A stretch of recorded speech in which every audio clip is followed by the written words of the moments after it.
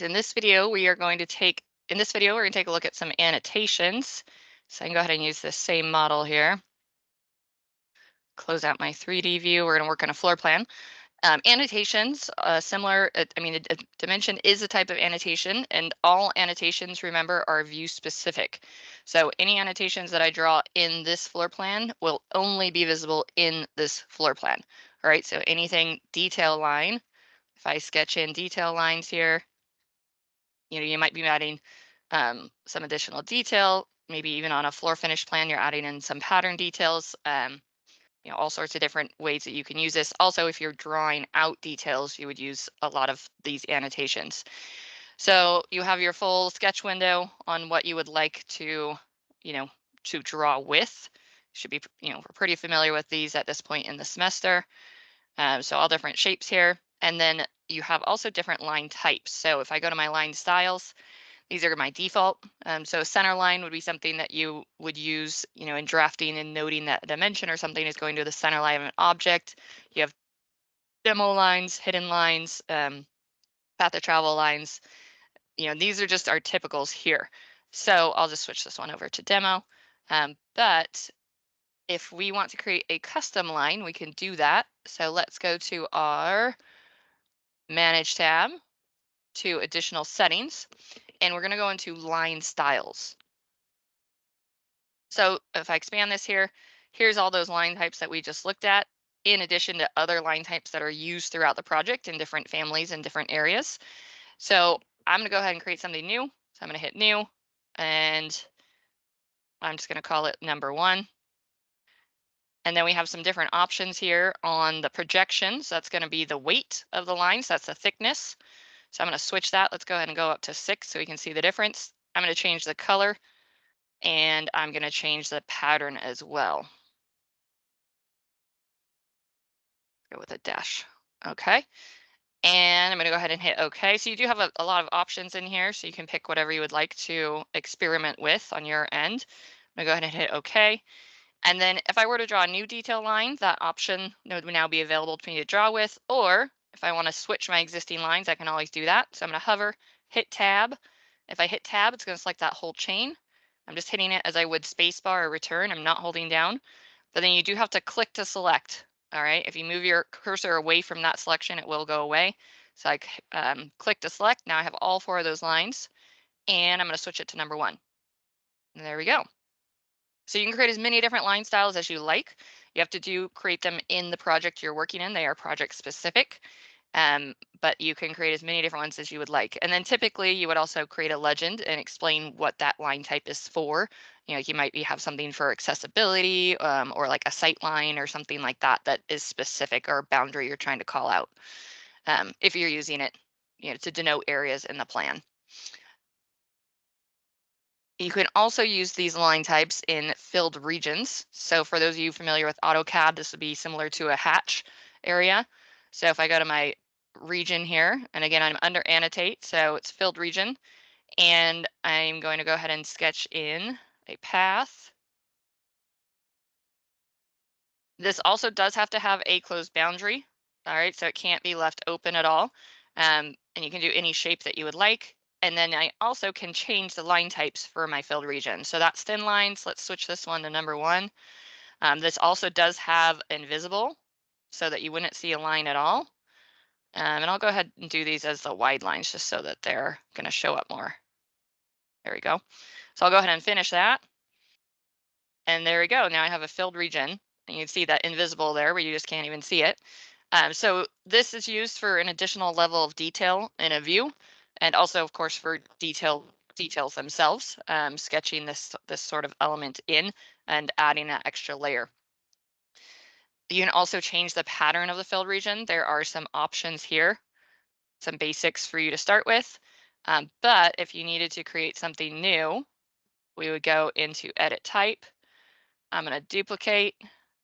I don't know what this pattern is going to be yet. We're going to make it up or figure it out as we go here. So I'll call it number 1 again as well.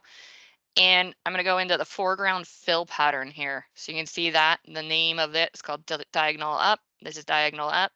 So those are the drafting pattern types here. So there's some that are already in here for you to select from. All right, and then if you need to, you can also switch it to be a model pattern. And remember the model pattern is going to always be true to size, as if you had like a 3-inch plank or a 4x4 tile, versus the drafting pattern that will adjust with the scale of the view. But the model pattern, if I had something, if I have a 4-inch tile, I go ahead and select that and say okay, and apply it there. And remember with the model pattern that you can grab the lines and adjust it and move the pattern all around, versus a drafting pattern where it is static and unmovable. All right, a couple other annotations. Let's take a look at, in particular, ceiling plan tags. So I'm going to go ahead and go to my ceiling plan. I'm going to throw in a ceiling here. Actually, I'm going to sketch a ceiling because I want to do 2 in the same room. So I'll have one ceiling at 9 foot, and I'm just actually going to mirror this one using our mirror command here. Mirror it over. I'm going to edit that boundary. Oh, that one actually fit perfectly, half by half. But if you needed to, you could switch that around. Just another way to create another model. I'm going to switch that type and drop it down. So we have 2 different ceilings. All right, and again, they are in the same room. Let's go ahead and place a room in here. Go to my ceiling plan and I will add my room tag. I've already created my room, so I don't need to add a room again, just add a room tag. And actually, let's do it as if they, yep, nope, that's what I want to do, same space. Okay, so this could be an open office area, but we might have multiple ceiling heights. And the way that we're going to note that is the ceiling tag, which let's check and see. I don't think it might be built into the template now. So if I hit tag by category and I select a ceiling, um, it is going to let me tag that with a tag already. This isn't this tag. There we go. So it does have one built into the template, so we can use that one. It does have a leader on it. I'm going to go ahead and remove that leader. I don't need it to have that tag. Hold on, undo that. I'm going to switch it though to ceiling tag with height. There we go. And then that ceiling tag with height is giving us information about the ceiling type, right? If it's a 2x4, which means that this one should be over here. Because of these leaders, it looks a little bit sneaky. And let me try this one more time. Tag by category. It's not going to let me turn off the leaders entirely. That's new. Well, I'll at least put a 0 here. Let's see if it'll do that. Nope. All right, so we're stuck with leaders. I'll go ahead and tag that one. It is tagging and hosting to the ceiling over here. But that ceiling tag with height will tell you what type of ceiling it is and what height it is. And you'll notice, multiple different ceilings in the same space. If you did have 2 different rooms in this space, like let's say you had maybe like a little lobby over here. So let's go ahead and do that. I draw in a room separator in my floor plan. And I have a different room down in that corner. And then remember the room tag, it's annotation, it's view specific. So even though I created that ceiling, I need to do another room tag in here. There we go. And then if I wanted to tag the ceiling for this space, which I would for each room, I would have to do another tag to the same ceiling. So I'll go to annotate, tag by category. And I just want to make sure that I get this ceiling to tag to. There it is. And I'll change that type.